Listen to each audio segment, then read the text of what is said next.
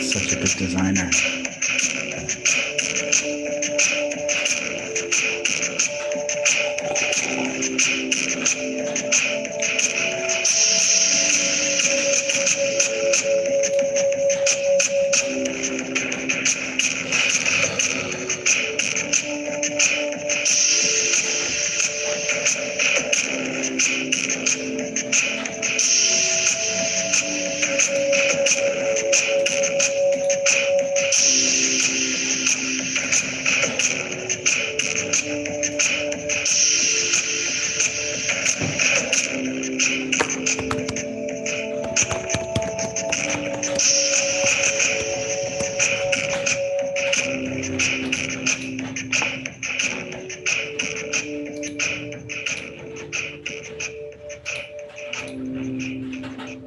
She also took down her shit? What the fuck? Did I just delete the F19 folder?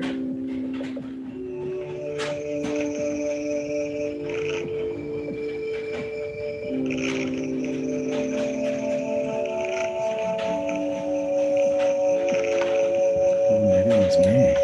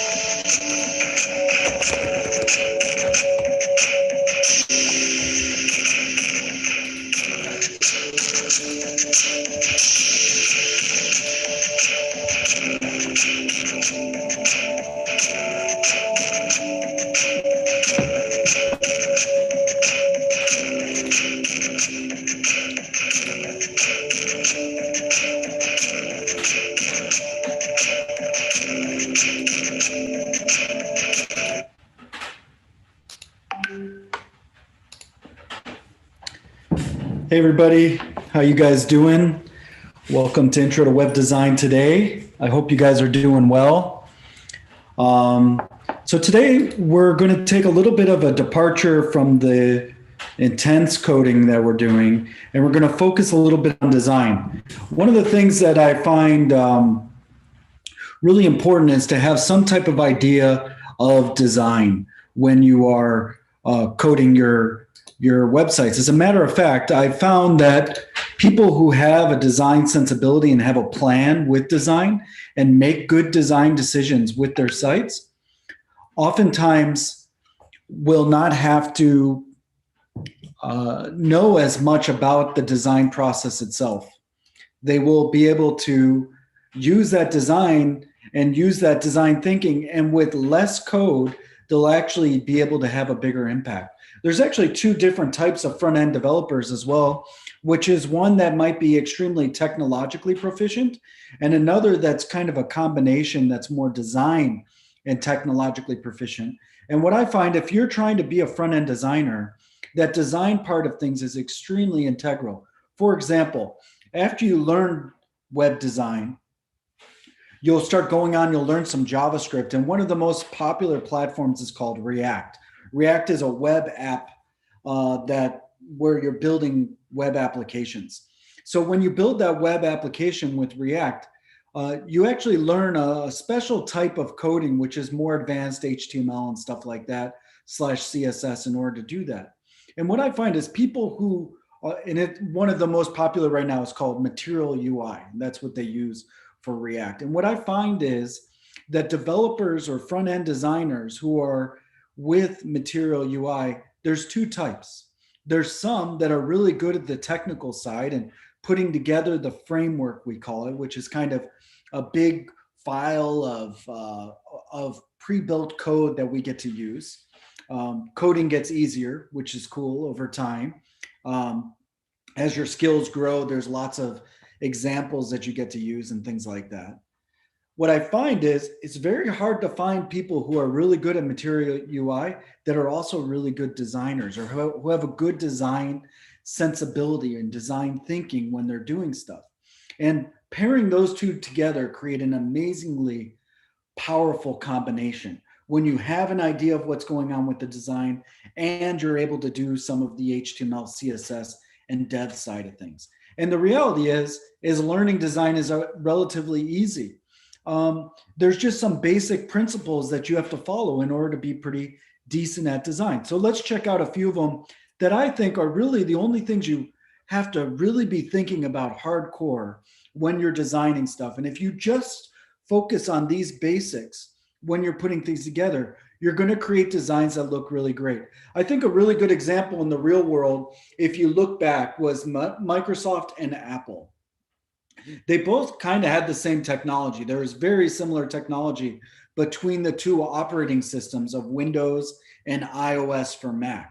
The difference was the Mac side had more of design thinking. They were just thinking about the basic principles of design with their iOS, while the Microsoft side was coders who just put it together and then pushed a project and pushed a product that was a very good product, but might not have had that intensivity of just thinking about the basics of design when they're making it. So let's check out some examples now.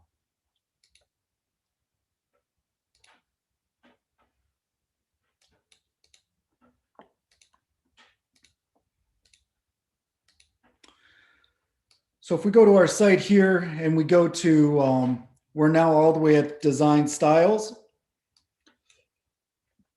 And the main principles are contrast, repetition, alignment, and proximity.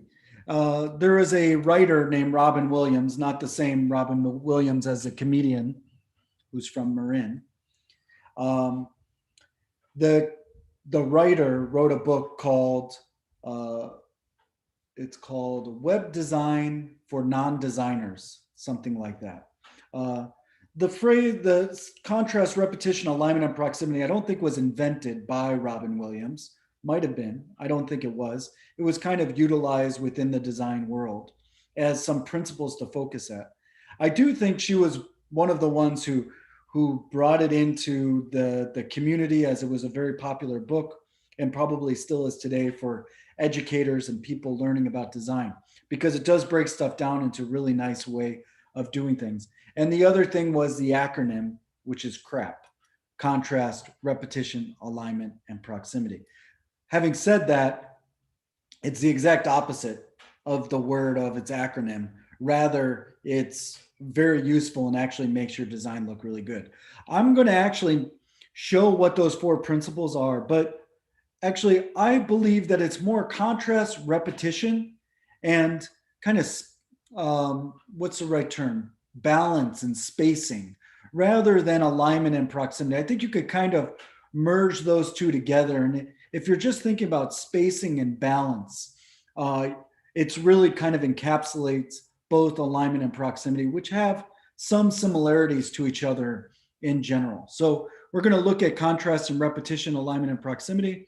And so if we go over here and we click on contrast, elements on a page should either be exactly the same or they should be strikingly different. That's kind of a new concept for a lot of people. You would think that on your page you're trying to create a lot of similarity, but actually in design, it's better if there's high contrast between the two different things with color and font selection. So you could see that you have zebra and zebra right here, and you have one color red and a little bit different. And then you have zebra and zebra over here where you have red and then like a black charcoal type color. Now, the reason why one would say that you want to have more of a contrast is because if the contrast is just a little bit like these two, the eye, when they're looking at it, kind of looks at it and it doesn't know how to compute. It's saying, are those the same color? Are they not the same color, right? But when you have the contrast, it creates a clear break and it makes it easier for the eye to ingest it and see where those differences are. And when you're thinking about web design, you're thinking about user experience design. You're thinking about layout. You're thinking about guiding users of the website to different parts of the site. And for that, contrast is really good because then you're creating a clear hierarchy of your colors for the user that's on the page so that they're able to look at different elements on the page. And to even take it a little bit farther, to extrapolate farther on that idea, you probably want the color that is most noticeable, let's say red, to be the button you want them to click on first. Otherwise, you're guiding the eye to a color that's really strong, and they're going to look at that first, and then they're going to look at the other thing. Now, remember, all of these things happen really fast with our articulation of looking at designs. But oftentimes on a website, you don't have a lot of time to engage your user. So you want to engage them quickly, create a frictionless process for them to go through and design. I was watching some investors or venture capitalists talk, and they had mentioned, for example, Mark Zuckerberg is a individual who's really good at creating frictionless platforms that make it really easy for you to engage with, and you just click through and get engaged with the platform. That's what you want to do when you're building a web application or a user experience. You just want to make it as easy as possible for them to work through. So when we look at contrast, it's a really cool process. I actually have this plugin in my Chrome browser, and it's called Color Tab. And every time I create a new tab, it creates a new complementary color palette. And I love it. I've been using it for years now. And what's also cool is you could click on this over here, and it'll show you all the different color palettes that you've looked at and things like that with your tab. So that's one way that you could look for complementary color palettes. And when you go over here, they actually give you the colors that you could copy and paste into your design. Why I also like it actually is because I do spend a lot of time on the computer. And when I fire up my computer in the morning, I don't want to see news hitting me or some type of narratives, some type of art. I call them artificial narratives. You don't want all those artificial narratives hitting you in the morning, right when you get started with it. Instead, you want a blank canvas to just look at and then make your own decisions as you start moving through your day and your processes. And I find this browser to be really nice rather than opening up, some type of news site or something along those lines. It's just shouting at you immediately, this is what's going on. Then you start clicking, and sure enough, pretty soon you're checking out all these world events and your mind's totally distracted from what you wanted to accomplish that day. So that's why I love this. And this does a trick for me. And I also like complementary color palettes. I find them very pleasing to look at. And there's multiple different ways to make complementary color palettes. Here's colorpalettes.net. I love this too. I love looking at an image and then pulling the colors from that. And you could actually do that in nature. If you want to be like a super highbrow designer, go for hikes and stuff like that. And let's say I'm doing a eco website. I go for a hike and I take a picture of a lush green landscape. And then I show that to my client. I pick out the colors from that and I say, this is my inspiration for the design because, it's close to the eco place though, where your eco community is, right? Let's say the eco community is, let's say it's also in Marin. And they have some type of, there's a whole bunch of Zen centers over there, right? And I'm creating a website for a eco Zen center. And I go hiking over by the Zen center and I take a picture of the landscape there. And then I pull out the colors from that. And then I say to the client, I chose this color palette because it's also close in proximity to where you are and the identity of your Zen center. And therefore, we're going to imbue and embed this color palette, this natural color palette, this eco color palette into the design.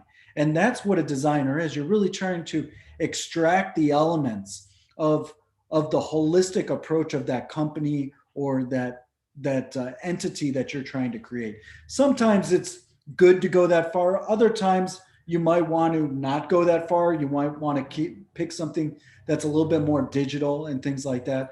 But I do love how they have all these different pictures where they're teasing out these color palettes that you can choose from. And you could do this too. You just use a dropper tool, and they actually have those as well. I have this dropper tool as a Chrome extension. Then I could click on this, and then I could click on the colors within the page, and then I can get some ads, which is always nice.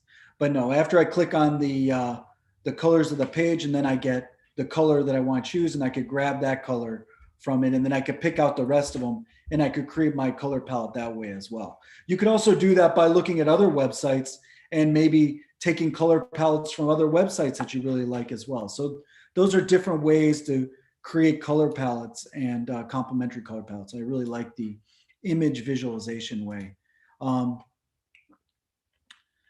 So that's one way.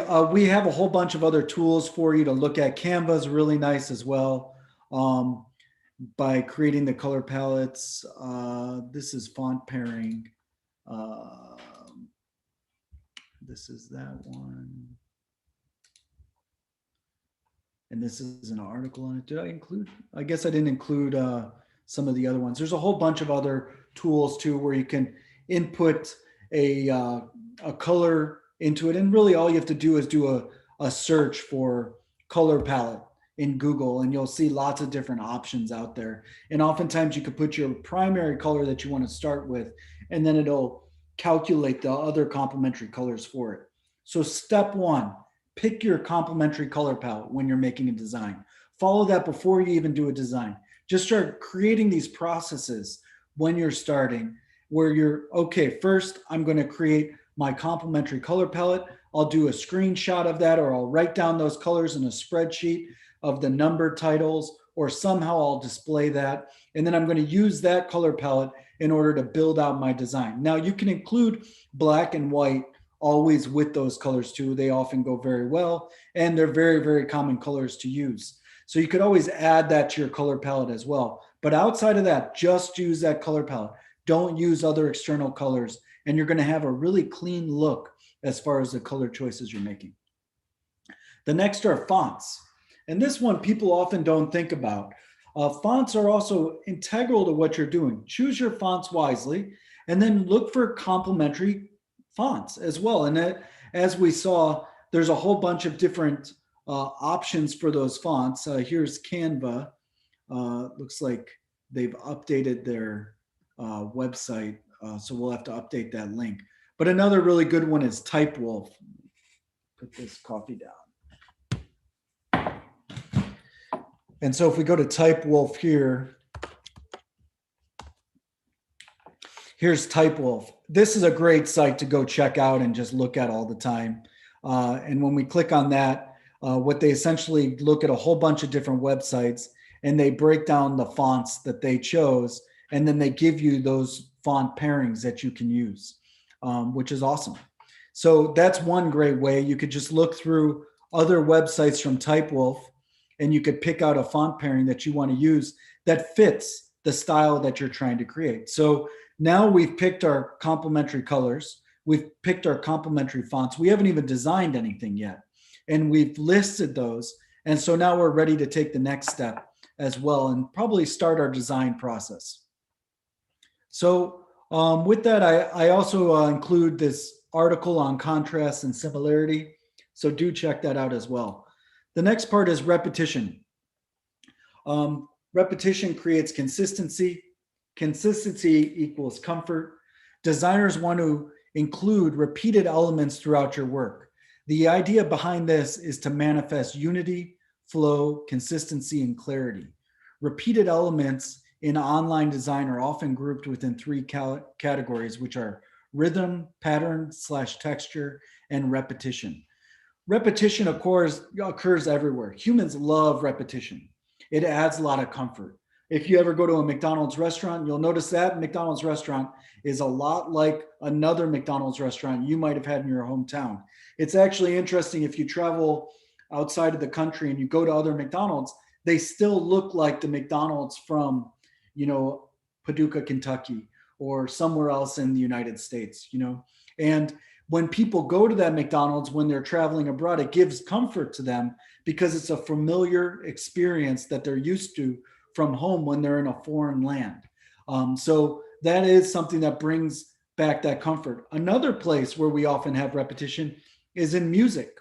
The chorus of a music will repeat over and over. It gives a comforting feeling while you're listening to the song. It starts to create familiarity with that song when you're listening to it, something that starts to become more catchy that you listen to and that you can sing to. And Oasis, Don't Look Back in Anger, is considered to be one of the, you know, best choruses of all time, according to Google. So you could go check that out. At this point, is now kind of an old band you guys might not have heard of before.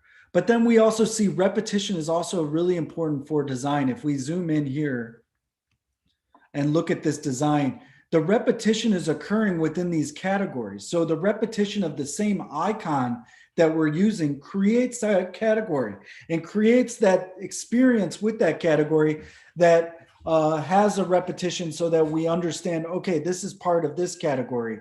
And then this one is part of another category and so on.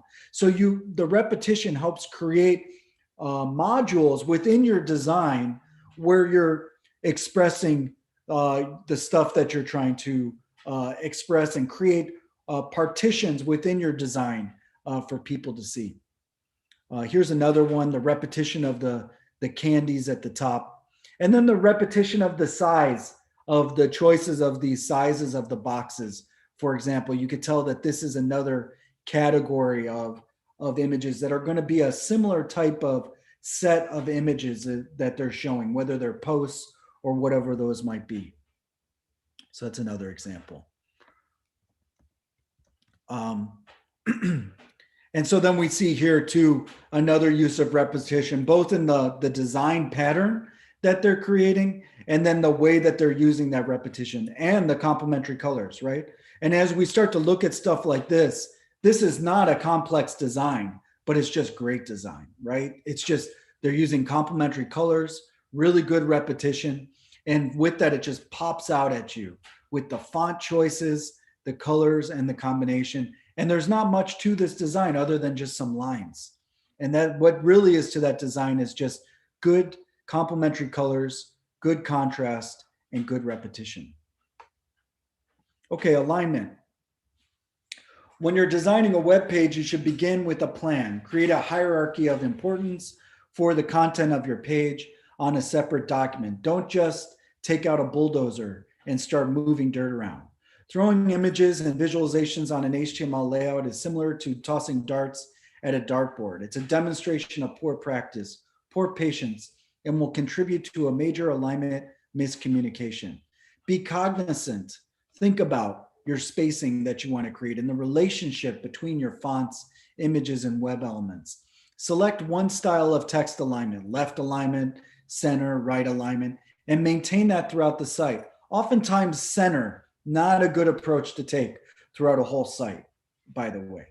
But choose one side, right? Or create a consistent flow. And with all these things, all these rules can be broken. But use the rules, get comfortable with the rules, know the rules really well, and then break them after that. Try to find a rhythm to connect objects in regards to positioning. Attach imaginary or non-imaginary rulers, borders, or strings between objects on the page, providing a wireframe for connecting elements. And so you can see here, this is an organized alignment, and this is unorganized. Not great use of white space right here, right? Too much space here, weird tabbing over here, right? You could see that this creates a nice consistent flow. The Western design style comes from Swiss design. So let's look at Swiss design over here.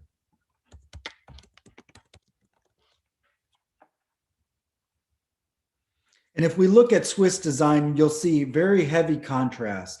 You'll see really nice alignment and positioning with the designs. That's where our Western kind of fundamentals and design style comes from. That's the Apple design style. Super elegant, super simplistic, have as much meaning as possible, but by saying as little as possible. That's elegance. Have as much elegance as you can with your page. And then we do have some part of our design style that's influenced by the Asian design style, which has more of a density of content on their page. Like even if you look at, for example, Japanese design, it's better to look at like a newspaper. And you could look at Japanese design and you could see the density of which their design has, right? And look at this, a Japanese newspaper, secret social distancing message. Very interesting. That's kind of cool. So looking at this design, the way that they write, the way that their characters appear, the way that they read creates this density of design. We've implemented a lot of that, because users now want more richness of data. They can't focus as much just on one thing. They like to consume a lot of data at one time. It started with the headline news banner that started going across, and then you had 2 headline news banners going across. Then you had multiple boxes where you had one speaker and a ticker of the NASDAQ on the right-hand side, or you had different types of things flying in and flying out and stuff like that. But at its core, it's Swiss design, but it starts to get infused with this Asian design style as well of our contemporary design style.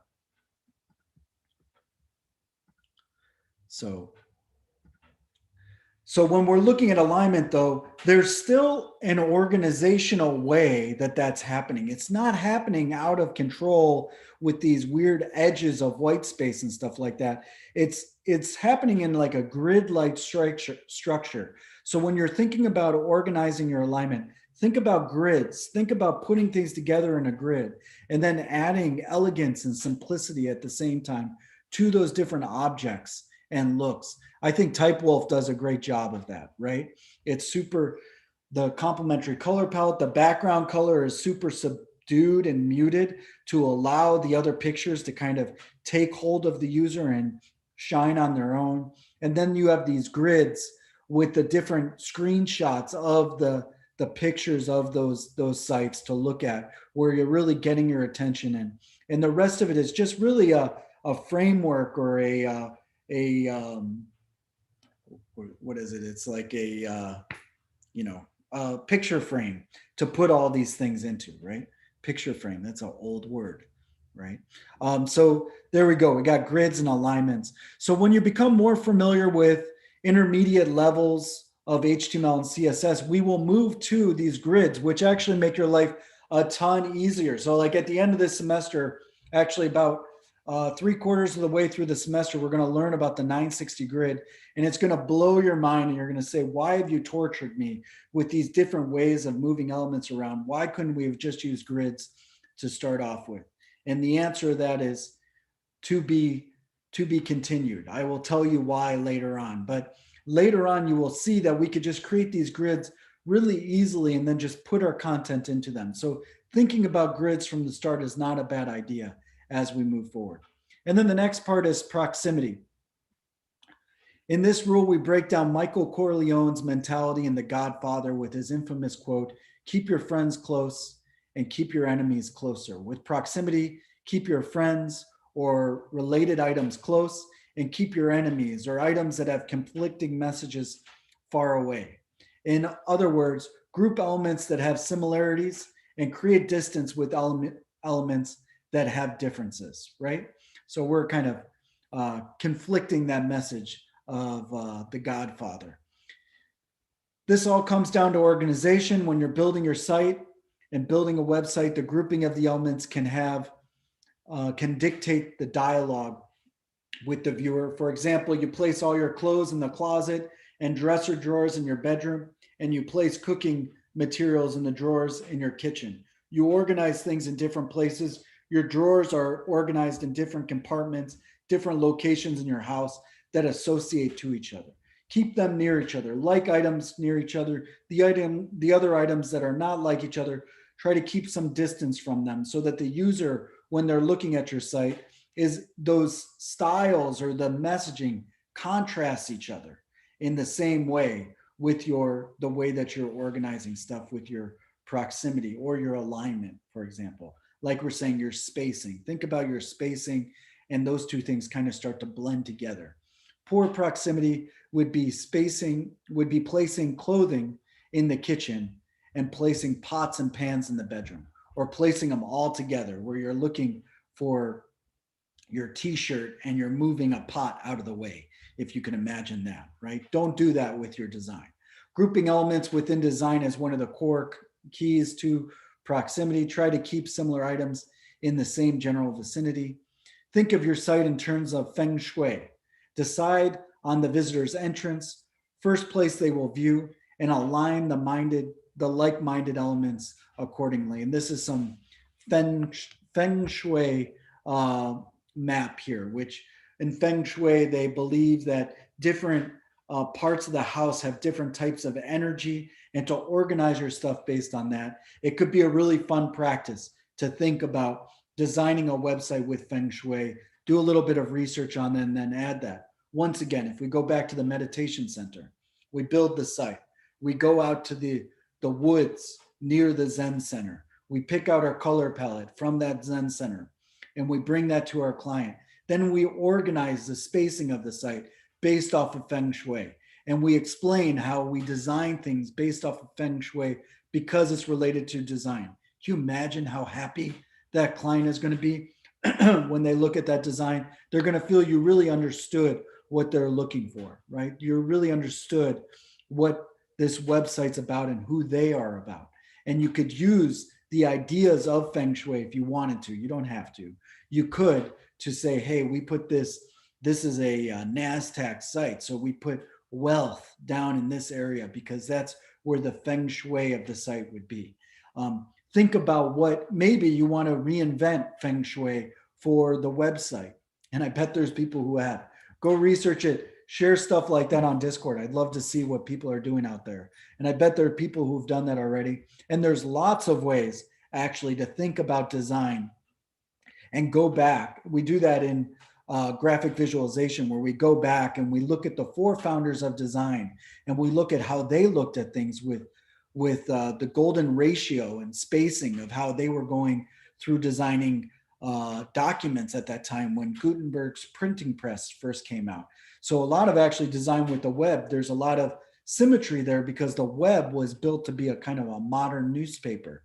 So there's lots of people that think about that spacing and stuff like that. So delving into those type of things and thinking about your spacing on a whole nother level really only adds more and more layers to the complexity of the designs that you're making and the thinking that you're adding to them.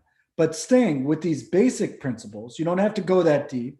If you just want to stay with those basic principles that we're talking about as well, on the more surface level, already gets you way farther ahead than a lot of other people building websites if you put all that thinking in before you even start coding with HTML. Okay, then after that, what we want you to do is put more thought into this and go look for examples of different sites that exemplify contrast, repetition, alignment, and proximity. Make a basic website with them. Use bullet points. And we're just kind of looking at some extra HTML tags. Play around with bullet points by making the list items of the website that you are researching for the assignment, which include unordered lists, ordered lists, which put in numerical order, unordered lists created bullet points. And then you have description lists, where you could see here where it's kind of tabbing it over so you could put kind of a description to what you're doing. And then we have span tags that we're using so you could put inline style into your pages as well. So play around with these different elements while you're doing your assignment and you're doing research on contrast, repetition, alignment, and proximity. really cool stuff. And once again, if you just kind of engage with it, it's only going to help your websites on the technical side, because on the surface of it, it's going to be designed really well. Does anybody have any questions about any of these things or any thoughts about what we're talking about today?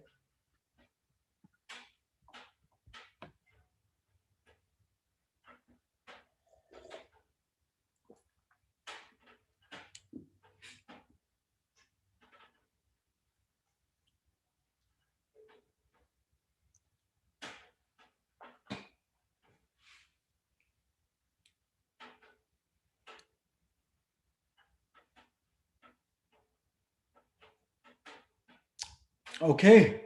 Don't forget to like and subscribe. And of course, bump up these. We're going to go after these thumbs down people. We're going to just start advertising thumbs up throughout it. Don't forget to thumbs up for those downers of the thumbs down. I think they're only thumbs downing though because it's raining outside today and they're kind of, it's more like a depressed environment. So they want to thumbs down us. Will you ever cover JavaScript? We do cover JavaScript. We cover that in the more advanced web class, though. And then we have other classes that also cover JavaScript as well. Great question. Yes, we will. Any other questions?